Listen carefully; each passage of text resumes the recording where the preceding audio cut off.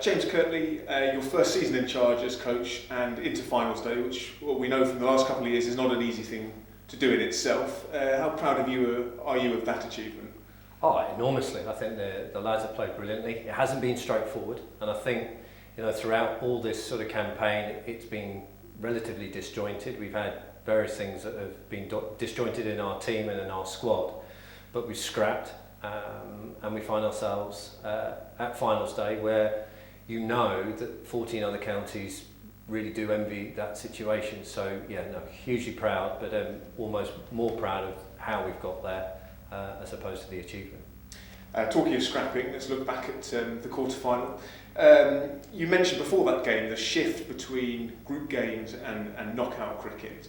How well do you think the experience of winning that quarter-final and the way we won it will serve the guys come Saturday? I think what happens is you see two experienced people there at the end, and then again, I've gone on about it time and time again throughout the year that this 1500 game experience that we have within our squad. Yes, we've got a couple of youngsters finding their feet, but ultimately the team are experienced, and I can't help thinking that we will be incredibly well served by that experience, and it showed with the magic that Rash produced at the end there, but the sort of calm, steely desire of how CJ played, and there were other innings, and Dave Visa ramping the ball, which is something that he's tried to add to his game. You're just seeing little elements of the lads growing and developing and doing things that are slightly different that I think sometimes you need if you're going to win a competition.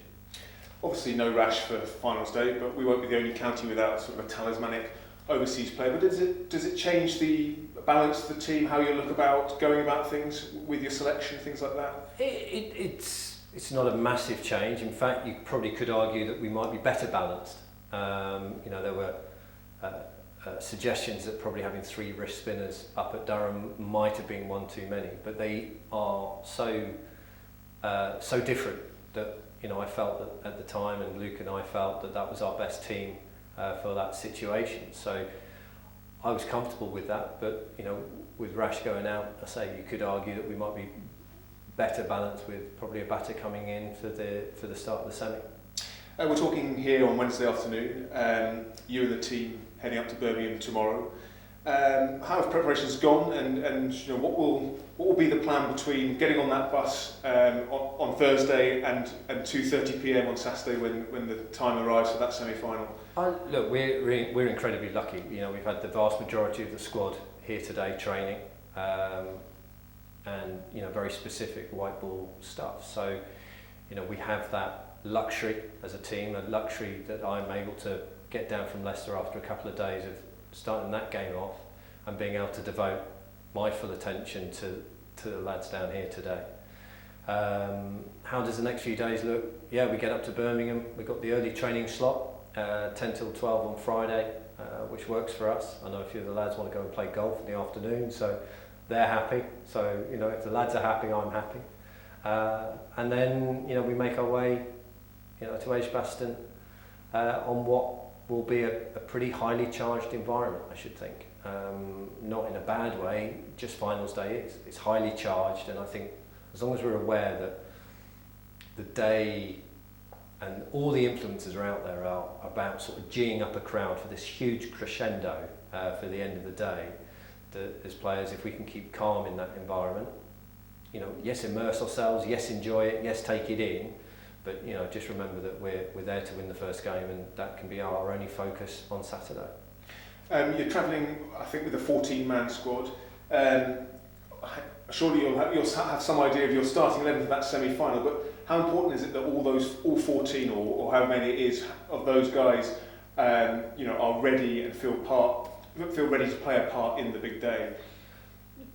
Look, everyone we've got there, we've got experience in Mitch Claydon, we've got Ollie Carter, who's played as well, Harrison Ward's up there, he's played, Jack Carson, he hasn't played, but we know it spins up at Edgbaston. He's a fine bowler, so it just gives us ideas and thoughts that we are, we covered off the sort of back end of our batting with an Ollie Carter, and we've seen how destructive he can be in the back end. experience in a Mitch Claydon if we need to go down the additional seams route, and Jack Carlson who's bowling incredibly well. So, you know, in that we've also got David Visa who's gone off to the CPL and is performing incredibly well out there as well. So he and Ravi returned back from the CPL. They've been playing cricket. You know, the white ball guys we got here, they've had no other focus than that, and so, you know, we should be well placed. Come the day itself, and I think Sussex supporters, knowing you as well as they do, probably know the answer to this, but do you personally have any sort of match day rituals or superstitions?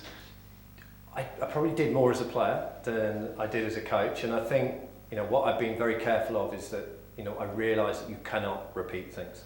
I've played in teams where we've tried to repeat the same day, or tried to, you know, you can't get attached to a pair of socks or a pair of lucky pants. You can't do that because it's just not sustainable. So I've tried almost on purpose not to, so that there is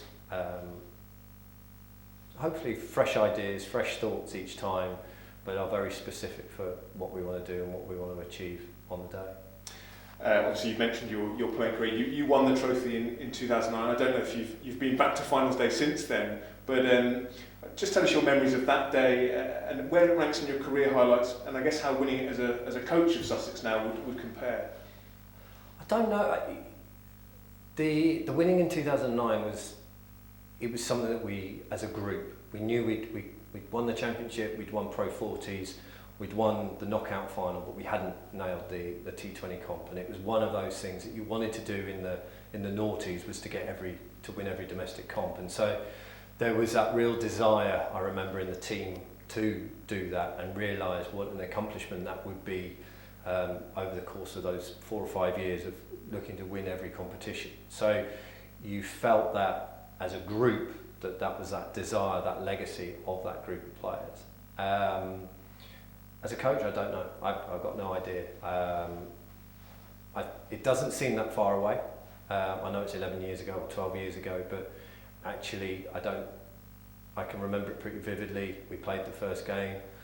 I think as a coach, probably logistically, you're worried about that. You know, what do you do between the games? But, you know, you can't do that in the second game. The best bit for me is that you can just focus on that one game. And you don't have, you know, if you know, we go on, play the second game, it sort of takes care of itself. There isn't that lag where you're thinking, shall we, shan't we, what should we do? So for me, in this first experience, I think that's probably helpful. But as I say, I'll be encouraging all the lads to focus in on that first game, whether it's the first over with the ball against Kent, or whether it's us facing up with the bat. You know, we're ready for that first over, and there's no other focus other than winning that game. You mentioned just there the 2009 trophy almost rounding off that decade. Here we are at the start of a new decade. I guess it would be a fantastic way to start an era with that trophy, and then who knows, with the youngsters we've got coming through, build from that into a successful period for the club. I think it is, and I think that, you know, we need to build belief, and I think we've got a massive opportunity. You know, I think you know, there's plenty of talk around the side and where this journey's going, but to kick off, you know, 2021 with a trophy would be magnificent. And as I say, it's those small wins and those influences that I'd say will create belief. You know, we will at the end of this season define success in many different ways, I'm sure, but it'd be hard to see past a trophy. And then very finally, we all know how difficult the last couple of years have been for everyone, but if we look at it from a Sussex point of view, with a season behind closed doors, you know, the financial struggles that come with that and the COVID situation and all the COVID protocols everyone's had to sort of live with, would that make a win on Saturday all the more special and rewarding? I don't know. I suppose there's an element to it. I think to win a final should be sufficient. But yes, you are fully aware that for a lot of people, for a lot of the members, you know, a large part of that first lot of that T20 side, you know, we weren't allowed crowds, but slowly that's eased up. You know, the T20 finals day has become a proper curtain, you know, what's the word? It is the finale, biggest domestic yeah. day. It's the biggest domestic day now, and as I said at the start, you know, everybody wants to be there, and we've got a really good chance to do that, and it will be in front of a full house, which will be amazing, and I'm sure that Edgbaston and the Holly stand will be banging. I've got no doubt about it. And I guess you and the guys will be well aware that there'll be plenty of Sussex support, not just at the ground, but all over the place, and I guess that will be important for you guys. I think it is. You become more and more aware now that, you know, there will be, I know the club are putting on things here to watch the game. You are fully aware of supporters all around the place who will be tuning in. And, you know, whether it's dropping the boys off at the school run this morning saying that they'll be tuned in on Saturday. It is very warming. We know there's a huge swell of support for everything that we're doing at the club, but it'd be lovely to give everyone a really good day out and top it off with a very special moment in the club's history. Have a safe trip and enjoy the day. Thanks, Sam.